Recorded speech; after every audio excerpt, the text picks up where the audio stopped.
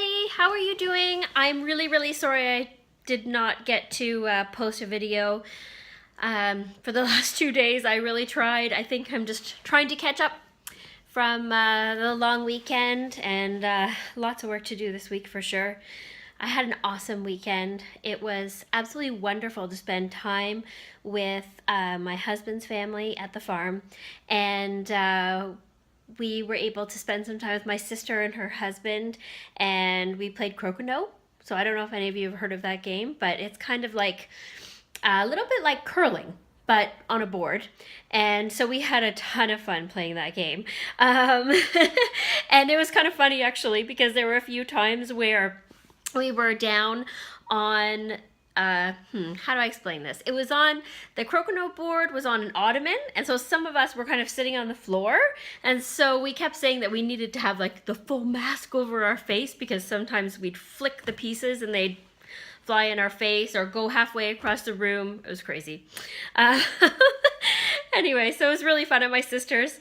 And then on Sunday, all of my husband's family came over to our house, and we just had a really nice, relaxed time. We had some wine. Grandma and Grandpa loved playing crokinole with the boys, which was great. And we celebrated my son's birthday again.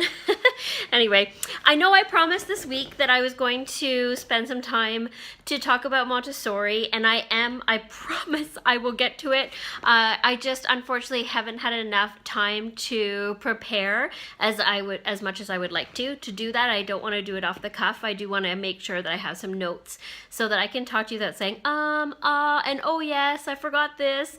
It's kind of funny doing these videos because I don't think anybody really likes watching themselves after the fact, but I've noticed a couple of strange things that I've said that's really funny. Like in my Thanksgiving video, I talked about that it's all about the crops. It's all about the crops, where we really say it's all about the harvest. And for some reason, the word didn't come to my mind.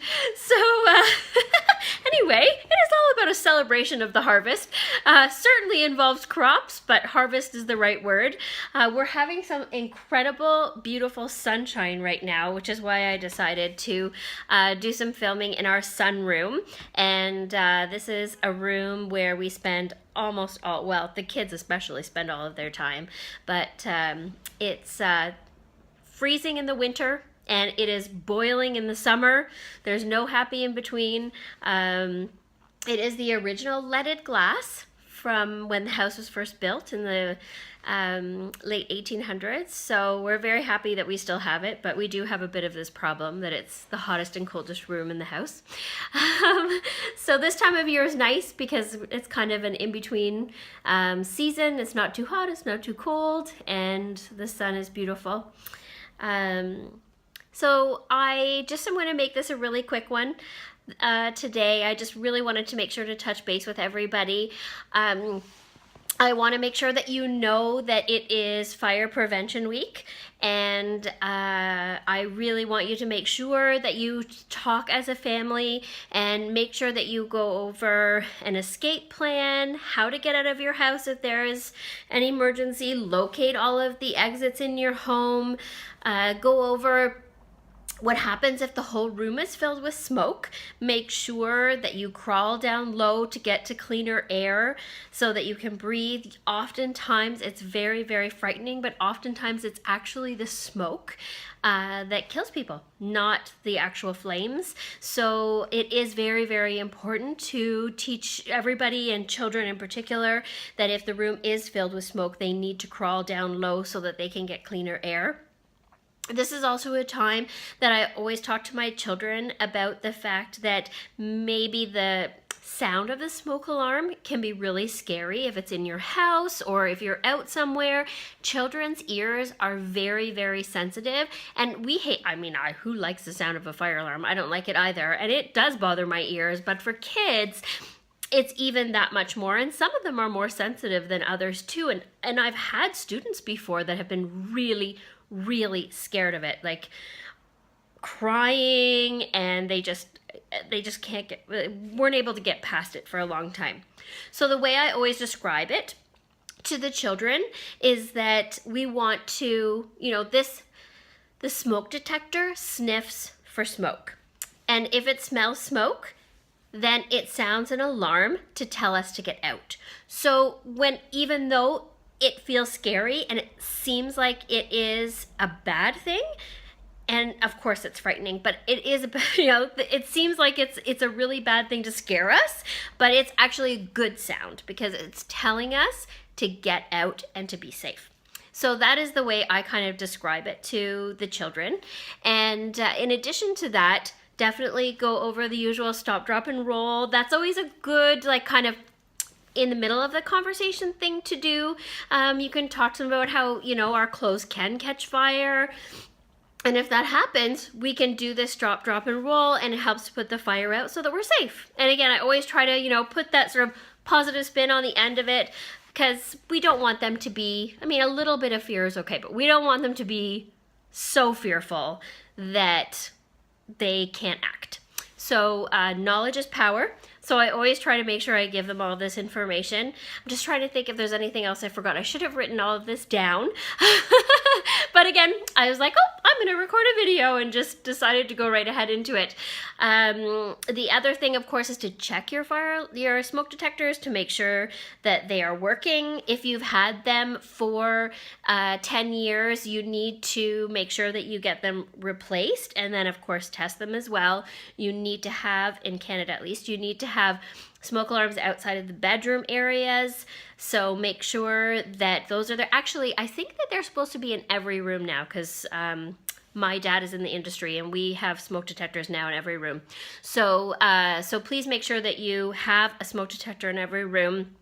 Very important, because children are extremely sound sleepers, so we want to make sure that that sound is close to them, and hopefully will wake them up.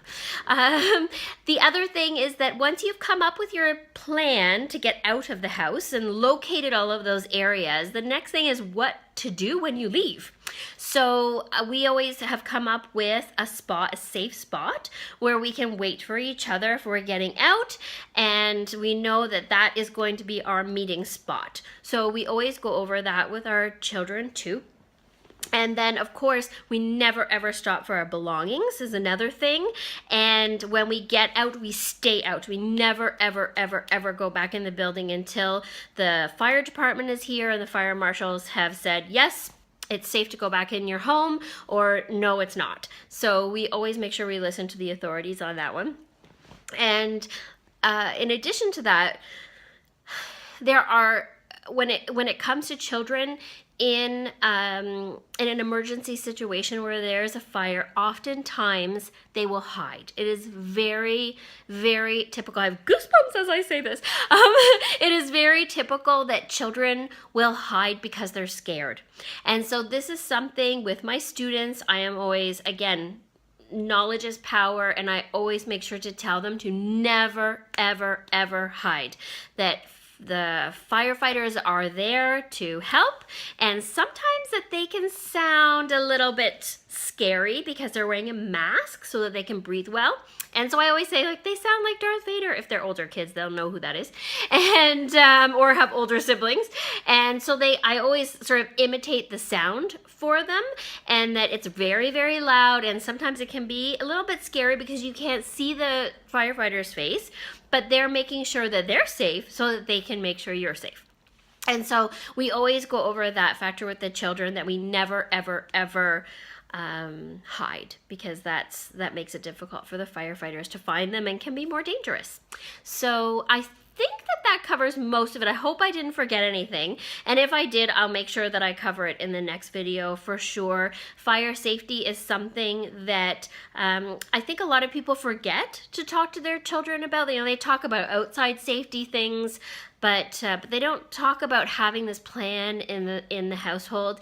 If you go to, I think it's nfpa.org, there's all kinds of information there. They have, a ton of coloring books and all kinds of things. You can either order them. They have games and things that you can download as well, and the story of Sparky coloring books and all that kind of thing. And that's kind of a nice tool as well to sort of, make a difficult subject a little bit easier to talk about. And it's easier for kids too, because sometimes that helps them to understand a little bit, maybe in a in a little bit of a different way. So you kind of have to judge your children because they're all different, and then you can kind of decide how to talk to them about it and what you think will get through to them the best.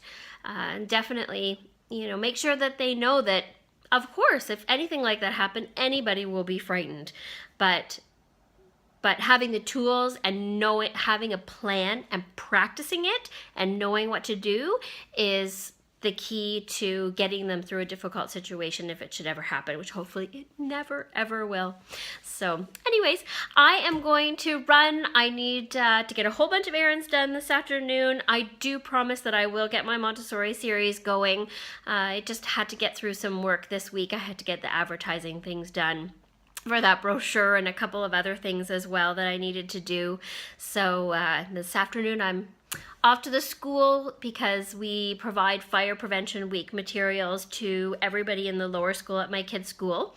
So I'll be there a little bit early today to drop off a few extra materials and whatnot so that they can make sure they can give it to all the students tomorrow so they can share it with their families, and helping them get the posters up and all of that kind of thing just to spread the awareness about Fire Prevention Week. So I hope all of you are having a wonderful week and that you're, able to get through all those lists that I keep talking about, because I know you all have them.